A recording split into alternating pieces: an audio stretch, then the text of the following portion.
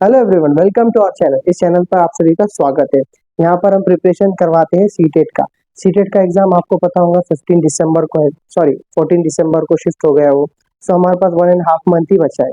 Okay, और अब हमने स्टार्ट की है प्रीवियस ईयर क्वेश्चन की सीरीज।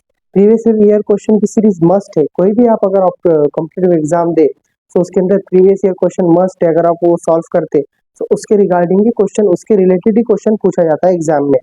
जो हमारा सीबीएसई दिल्ली बोर्ड, उसका जो सिलेबस है वो फिक्स है, और उसमें जो तो प्रीवियस ईयर के क्वेश्चन है उससे रिलेटेड ही क्वेश्चन आते हैं। सो हम प्रीवियस ईयर क्वेश्चन देखना हमारे लिए मस्ट है। हमने स्टार्ट की प्रीवियस ईयर क्वेश्चन की सीरीज। ओके, आप हमारे जो दोस्त प्रिपरेशन कर रहे हैं सीटेट का, वो अपने दोस्तों से जरूर शेयर कीजिए। अकेले अकेले मत देखिए, उन्हें भी सपोर्ट होगा, उनका भी जो है तो कंसेप्ट क्लियर होगा। ओके, सो आप उन्हें इस वीडियो को जरूर शेयर कीजिए जिससे वो सीटेट का प्रिपरेशन अच्छे से कर सके। अगर आपको ये वीडियो अच्छा लगता तो इसे जरूर लाइक, शेयर और सब्सक्राइब करें। इससे हमें और मोटिवेशन मिलता है अच्छे अच्छे वीडियोस बनाने में। ओके, अब हम स्टार्ट करते हैं। सीडीपी पेपर 2 का है। हमने इसके पहले आई थिंक 3 वीडियोस है इस पर। ओके, इसके पहले हमने जुलाई का भी पेपर 2 सेशन में लिया हुआ है सीडीपी का, और इसके पहले 21 जनवरी का आई थिंक 10-15 क्वेश्चन उसके भी लिए हुए। अभी उसका सेकेंड पार्ट है 21 जनवरी के, और क्वेश्चन हम सॉल्व करने वाले सीडीपी। ओके, सो स्टार्ट करते हैं। प्रीवियस ईयर क्वेश्चन एग्जाम में मस्ट होते हैं। इससे रिलेटेड आपको क्वेश्चन अगर आप सॉल्व कर ले तो आपको एग्जाम में मोस्ट अप्रोप्रिएट आंसर कौन सा टिक करना है वो आपको क्लिक हो जाएगा। ओके, सो स्टार्ट करते हैं। पहला क्वेश्चन आपकी स्क्रीन पर, which of the following does not exemplify an inclusive education। Inclusive education क्या होता है? सबके लिए शिक्षा, सबके लिए तालीम, एजुकेशन प्रोवाइड करना। ओके, इज नॉट, उसमें कौन सा पॉइंट नहीं है। ओके, सो फर्स्ट क्या है? Incorporation of diverse perspective. सबके लिए जो है तो डाइवर्स होना चाहिए, सबके लिए इक्वल होना चाहिए। जो अलग अलग कैटेगरी से जो लोग आते हैं सबके लिए अलग अलग तबके का नहीं होते हुए एक एजुकेशन रखा हुआ है, डाइवर्स पर्सपेक्टिव। ओके, सबके हिसाब से देखकर एक एजुकेशन, या फिर जो भी बुक्स है वो है, सब एक ही एजुकेशन के पढ़ते हैं, सब अपने अपने बोर्ड के पढ़ते हैं। दूसरा है फॉलोइंग रीजनेबल एकोमोडेशन, ये भी करेक्ट है। ऑफर हमें क्या पूछा है? नॉट पूछा है, जो इंक्लूसिव एजुकेशन में नहीं आता है। Okay, offering differentiated instruction, offering differentiate instruction, उनको जो तो ऑफर करना है डिफरेंशिएट इंस्ट्रक्शंस जो भी फॉलो अप होते एग्जाम्स के, जो भी गवर्नमेंट के थ्रू इंक्लूसिव एजुकेशन में, ये सब उसमें आता है। हमारा फोर्थ पॉइंट है इंकरेजिंग कॉम्पिटिटिव इथोस। यहाँ पर क्या पूछा जा रहा है? कॉम्पिटिटिव की जहाँ पे भी बात है मतलब वो पॉइंट कुछ काम का ही नहीं है, आप सीधा उस पर टिक करते हो। Competitive means what? बच्चों में जो है तो कंपटीशन लगाना, या बच्चों को जो है तो सिर्फ रिजल्ट के लिए प्रिपरेशन करवाना, ये सब पॉइंट्स नेगेटिव होते हैं। कौन से होते हैं? नेगेटिव। तो हमारा यहाँ पर पॉइंट क्या है? आंसर क्या है? Most appropriate correct answer is fourth one, encouraging competitive ethos. Okay, now next question, work in progress portfolio are an effective tool for formative assessment because work in progress, जैसे आपने देखी होंगे रास्ते पर होता है कि काम चालू है रोड पर, वैसा स्टूडेंट का भी जो है तो काम चालू है मीन्स व्हाट? वो पढ़ाई कर रहे हैं। ओके, सो ये portfolio are an effective tool for formative assessment. Formative assessment क्या होता है? एक होता है फॉर्मेटिव असेसमेंट, एक होता है समेटिव असेसमेंट। फॉर्मेटिव असेसमेंट वो होता है जो आपके ड्यूरिंग स्कूल चलते रहता है। फॉर्मेटिव असेसमेंट जैसे आपके जो है तो क्विज कंपटीशन हो रहे, कोई और दीगर कॉम्पिटिशन हो रहे, तो ये फॉर्मेटिव असेसमेंट आपको स्कूल के दौरान चेक किया जाता है। और summative assessment means what? First unit, first term, second unit, second term, it's your final exam जहाँ पर आपको चेक किया जा रहा है। तो यहाँ पर क्या पूछा जा रहा है आपको? Formative assessment because work in progress क्यों मस्ट है? सो यहाँ पर देखिए ऑप्शन दिए हुए आपको, they involve student in the process of assessment, they involve process of assessment. Now अब स्टूडेंट को इन्वॉल्व करना, ये भी करेक्ट पॉइंट है। Okay, they offer insight about the progress of individual student, हर एक को स्टूडेंट को इंडिविजुअली देखना। आजकल एजुकेशन कैसा हो गया है कि सभी को पर्सनली नहीं दिखाते हुए सबको जो है तो एक साथ ही दिखा देती है, जिसमें जो है तो 10 स्टूडेंट अच्छे होते हैं, 10 स्टूडेंट एवरेज होते हैं, और 10 स्टूडेंट को नहीं समझता है। तो सबको एक तरह नहीं ट्रीट कर सकता कोई टीचर, सबको इंडिविजुअली बताना है, ये भी करेक्ट पॉइंट है। They focus mainly in the presentation of the final product, ये बहुत गलत बात है। Final product means what?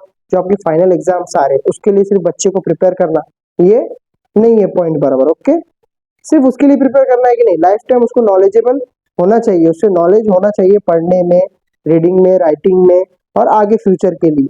सो ये सिर्फ फाइनल प्रोडक्ट या एग्जाम के लिए रेडी करना है क्या? नहीं। सो ये नेगेटिव पॉइंट है। दे offer tangible evidence of student learning, जो है तो उसको जो है तो कोई भी वे में वो पढ़ सके, ये भी करेक्ट पॉइंट है। सो हमें जो है तो कौन सा नेगेटिव लगा? हमें सी वाला नेगेटिव लगा। तो यहाँ पर देखिए सी वाला किस में, सी वाला फर्स्ट में है, सेकंड थर्ड में है, ये दोनों भी ऑप्शन नहीं है। और सेकंड वाले में ए और डी दिया हुआ है, देखिए। सो ए और डी भी नहीं है, क्यों? क्योंकि बी वाला भी करेक्ट है ना, इंडिविजुअल ध्यान देना है सब पर। सो बी जो है तो फोर्थ में, ए बी और डी। सो हमारा आंसर कौन सा है? फोर्थ वाला, correct. Now next question, which of the following describe a mastery goal orientation? Mastery goal orientation मतलब जहां पर आपको पहुंचना है या जो आपका गोल है, जो आपको अचीव करना है, वो क्या हो सकता है? ठीक है, यहाँ पर क्या दिया हुआ है? Focus on achieving certain level of performance of competing with others, competing करो अदर्स से, पीयर्स से, स्टूडेंट से, नहीं। Focus on improving one skills and understanding of a task, ये करेक्ट ऑप्शन है। किस लिए? कि हमें जो है तो अपनी जो स्किल्स है उसको डेवलप करना है, इंप्रूव होना है। अदर से कंपटीशन के बारे में बाद में सोचना है। First you have to improve our self, खुद को इंप्रूव करने के बारे में सोचो। सो ये पॉइंट करेक्ट लग रहा है हमें। थर्ड वन है focus on achieving a high grade for receiving external rewards, हमें सिर्फ अच्छे से पढ़ाई करना है ताकि हमें एक्सटर्नल रिवॉर्ड मिले, प्राइज मिले, नहीं। हमें स्टूडेंट को जो है तो इनर उसको खुद के लिए पढ़ना है, ना कि अवार्ड्स के लिए। इसके अवार्ड्स के लिए पढ़ना है ताकि आप मोटिवेट हो, बट सिर्फ अवार्ड मोटिव होना चाहिए क्या? नहीं। सो ये भी पॉइंट गलत है। फोकस ऑन अवॉइडिंग फेलियर और punishment for fear of humiliation, punishment के उसके डर से या फेलियर के डर से नहीं करना चाहिए। मैं गोल सेट नहीं रखना चाहिए, नहीं। सो हमारा करेक्ट ऑप्शन क्या है यहाँ पर? जैसे मैंने आपको सेकंड ऑप्शन बताया, focus on improving one skill, हमारी जो स्किल्स है उसको डेवलप करने के बारे में सोचना चाहिए। तो so correct answer is second. Now next question, which of the following best describe the role of the teacher in progressive education? इसके अंदर सबसे बेस्ट एग्जाम्पल क्या है for the progressive education? Okay, first question that हमें most appropriate answer चाहिए, हमें कौन सा चाहिए? Most appropriate. और ये जो मैं ले रहा हूँ क्वेश्चन, ये हमारे 21 जनवरी 2024 में पेपर 2 में पूछे गए हैं। Okay, Which of the following best describe the role of the teacher in progressive education? Progressive education में बेस्ट रोल कौन सा रहेगा टीचर्स का? पढ़िए first question, the teacher is the primary source of knowledge and authority in the classroom. Teacher एक primary authority होता है classroom के अंदर। ओके, सिर्फ नॉलेज प्रोवाइड करने के लिए सिर्फ टीचर ही होता है। The teacher provides diverse material for children, explain and provide scaffolding as and when required. Teacher एक ऐसा पढ़ाता भी है और जहां पर बच्चा लैग करे, जहां पर वो कंफ्यूज हो, वहां पर स्कैफोल्डिंग करता है। Means what? Scaffolding means what? Temporary help, जहां पर वो लैग कर रहा, 2+3 5 हो रहा बट वो कंफ्यूज हो रहा, 2+3 2 4 कर रहा, तो वहां पर स्कैफोल्डिंग कर रहा, टेम्परेरी हेल्प कर रहा। सो ये करेक्ट है, provide scaffolding as and when required, जब उसको चाहिए, जब वो हेल्प कर रहा है। सो ये करेक्ट लग रहा है हमें option. The teacher is responsible for ensuring strict adherence of curriculum standard, ये तो करिकुलम जो बना हुआ है सिलेबस बच्चे के लिए, उसके ऊपर ही फोकस है टीचर का। बच्चे को समझो या नहीं समझो उससे कोई मैटर नहीं करता। सो ये प्रोग्रेसिव में आएगा क्या? नहीं, टीचर सिर्फ करिकुलम पर ही फोकस है, नहीं, बच्चे के रिगार्डिंग चाइल्ड सेंटर एजुकेशन पढ़ाना है हमें। ओके, चाइल्ड सेंटर एजुकेशन नहीं हो रहा है, ये करिकुलम के रिगार्डिंग हो रहा है। सो ये भी ऑपरेशन, ये भी ऑप्शन गलत है। ओके, हमें चाहिए curriculum, sorry, progressive education. The teacher let's the children learn independently, खुद से पढ़ लो, किसी पे डिपेंड मत रहो। And does not interference in their learning, वो बच्चे की इसमें इंटरफेरेंस ही ना करे लर्निंग में। तो फिर आप किस बात के टीचर? जब आप टीचर है तो आपको पढ़ाना काम है ना। ओके, सो हमें करेक्ट ऑप्शन क्या लग रहा है यहाँ पे? मोस्ट अप्रोप्रिएट करेक्ट आंसर हमें टिक करना है, तो most appropriate correct answer. So correct answer most appropriate is second one, the teacher provides diverse material, अलग अलग तरीके का मटेरियल प्रोवाइड कर रहा, और फॉर चिल्ड्रन टू एक्सपेरिमेंट, वो कुछ नया करे, कुछ एक्सप्लोर करे खुद को, एंड प्रोवाइड स्कैफोल्डिंग, और वो स्कैफोल्डिंग प्रोवाइड करता है, temporary help, as and when required, as and when required, जब उसे जरूरत हो। ओके, करेक्ट है। Now next question, asking critical question such as how much and in what ways are various gender represented in text book and media. Would encourage. अभी आज देखिए gender stereotype होती है, जेंडर बायस होती है कि कई कई जेंडर बायस होते हैं कि नहीं ये काम जो है तो सिर्फ मेल ही करेंगे। सपोज सिलेंडर उठाना है तो वो मेल ही करेंगे, नहीं फीमेल भी कर सकती है। ओके, कोई भी काम हो तो जेंडर बायसनेस आ जाता है। तो उसके अंदर के ये पॉइंट दिखाया हुआ है कि इसमें जो है तो how much and in what ways are various gender represented in text book and media. So इसके अंदर टेक्स्ट बुक में मीडिया में क्या बताया हुआ है कि अगर सपोज मूवीज है तो उसके अंदर मूवीज में देखो आप जेंडर को ही फर्स्ट फंक्शनल दिखाया जाता, फर्स्ट प्रायोरिटी दिखाया जाता, वही फाइटिंग करेगा, वही हीरोइन को बचाएगा, वही लेकर आएगा। तो यहाँ पर भी जेंडर वाइसनेस है ना, हीरोइन क्या फाइट नहीं कर सकती है क्या? कर सकती है, बट यहाँ पर हीरो को दिखाया हुआ है। सो ये सोसाइटी में कल्चर में पहले से दिखाया था, आया हुआ है। सो मेरा कहने का मतलब ये है कि क्वेश्चनिंग जेंडर स्टीरियोटाइप, इसमें क्या बताया जा रहा है कि क्वेश्चनिंग किया जा रहा है जेंडर स्टीरियोटाइप, जेंडर के मेल यही करेगा कि फीमेल यही करेगा। बचपन से तय नहीं हुआ कि ये दोनों ये करेंगे मेल फीमेल, ये कल्चर ने सोसाइटी ने बनाया हुआ है। सो यहाँ पर जेंडर स्टीरियोटाइप पे क्वेश्चनिंग करना। सेकेंड स्ट्रेंथ जेंडर कॉन्स्टेंसी, जो है तो जेंडर की जो कॉन्स्टेंसी है, स्टीरियोटाइप बोलो बायसनेस बोलो, उसके बारे में। रिइंफोर्स जेंडर आइडेंटिटी, वो आइडेंटिटी दर्शाता है कि ये काम है तो ये जेंडर ही करें, सॉरी मेल ही करेंगे या फीमेल ही करेंगे। और discouraging gender role of flexibility, जो तो फीमेल में ये काम की फ्लेक्सिबिलिटी है, जेंट्स में ये काम की फ्लेक्सिबिलिटी है, ये बारे में बताया हुआ है।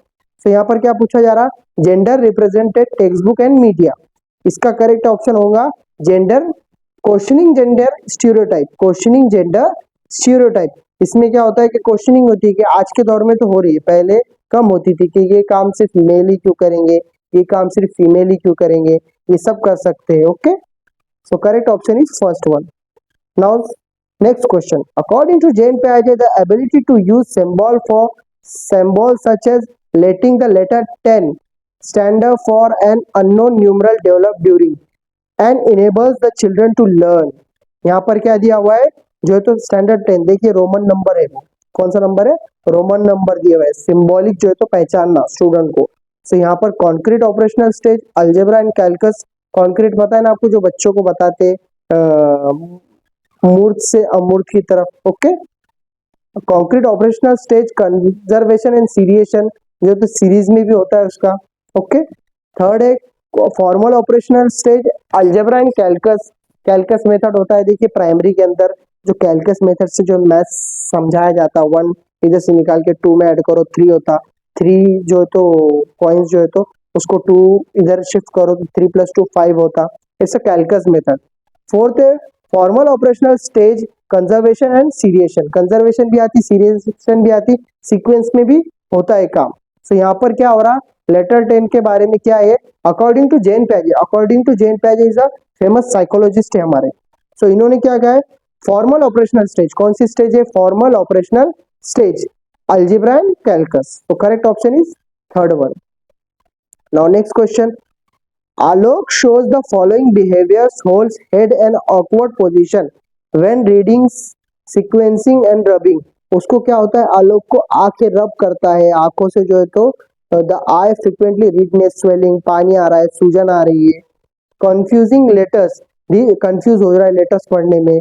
सो देख these can be symptoms of potential, उसके किस बात के सिम्टम्स है, विजुअल प्रॉब्लम्स, देखने में प्रॉब्लम है। Next option language comprehension problem, बोलने में उसे प्रॉब्लम है, टंग ट्विस्ट प्रॉब्लम है।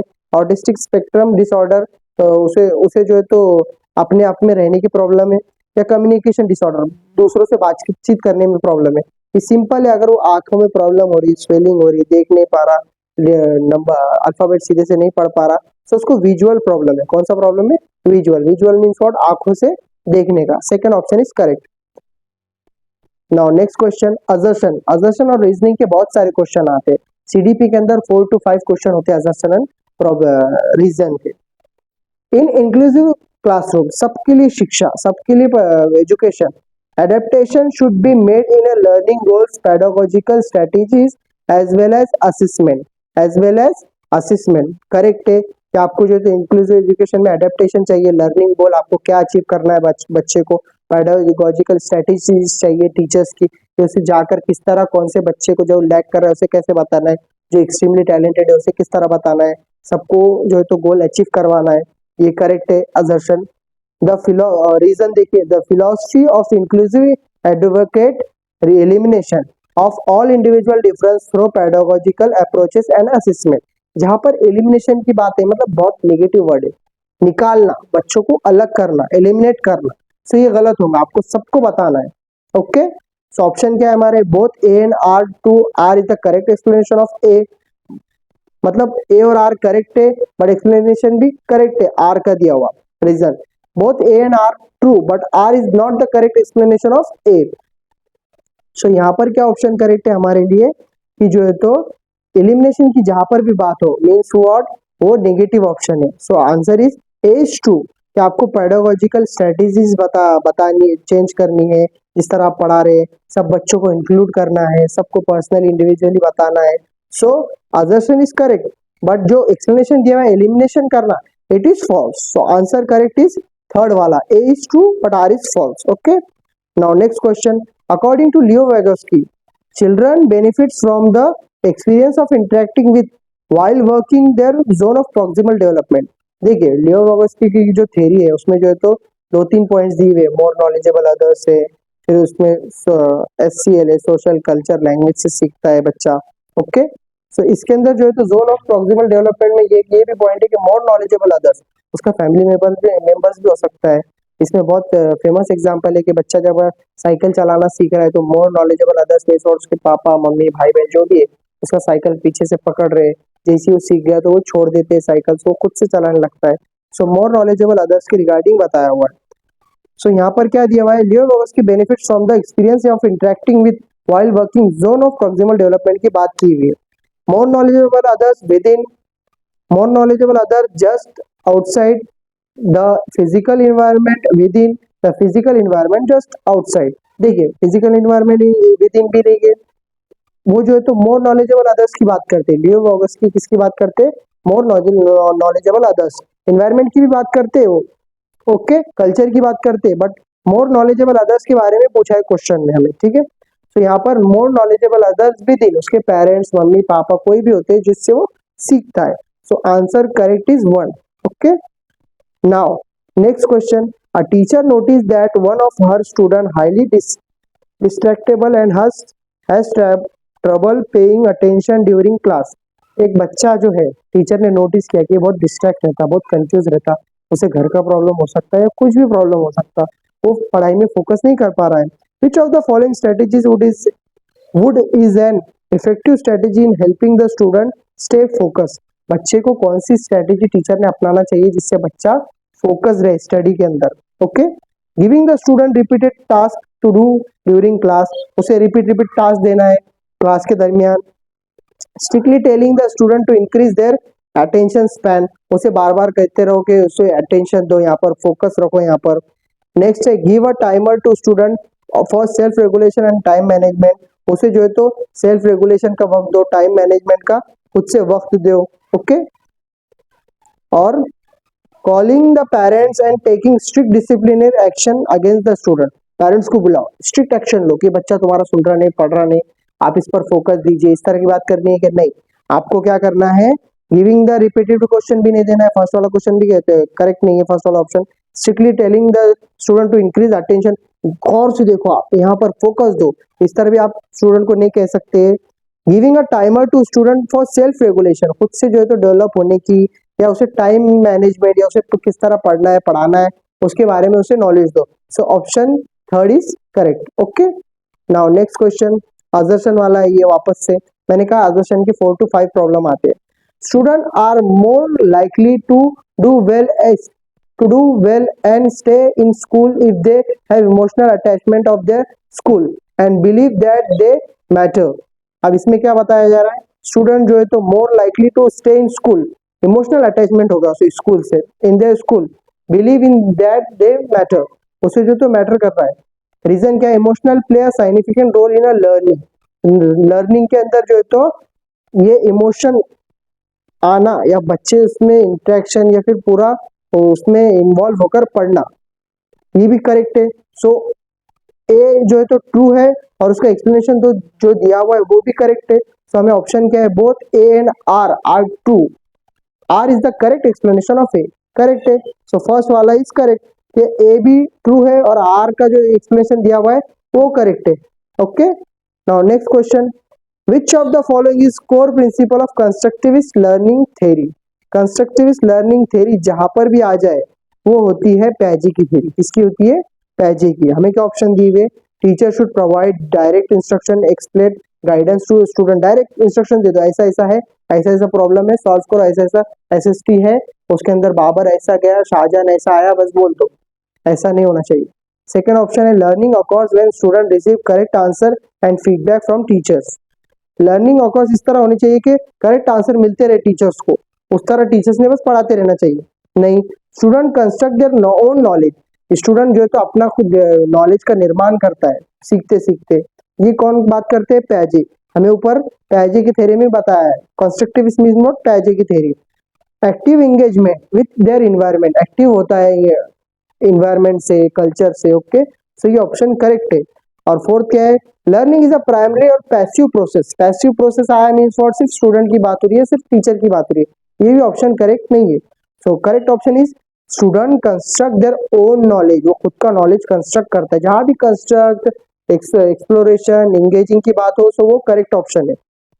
With active engagement with their environment. Okay, so correct option is third.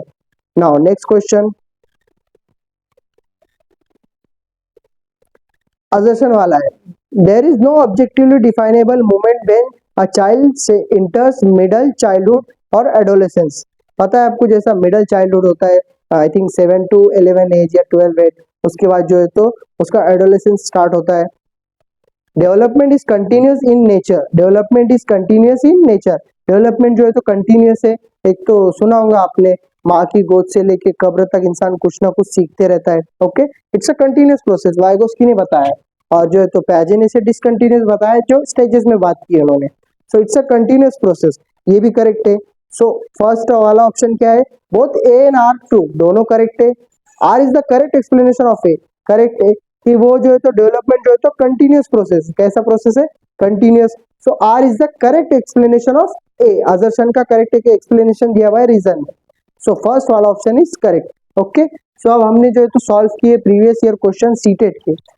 Okay, आप अगर आपके जो भी दोस्त सीटेट का प्रिपरेशन कर रहे हैं, आप उनसे जरूर ये वीडियो शेयर कीजिए। अगर आपको इस क्वेश्चन में कुछ नहीं समझ में आया तो आप जरूर कमेंट कीजिए, जिससे हमें और मोटिवेशन मिलेगा, या उस क्वेश्चन को हम वापस से एक्सप्लेन करेंगे।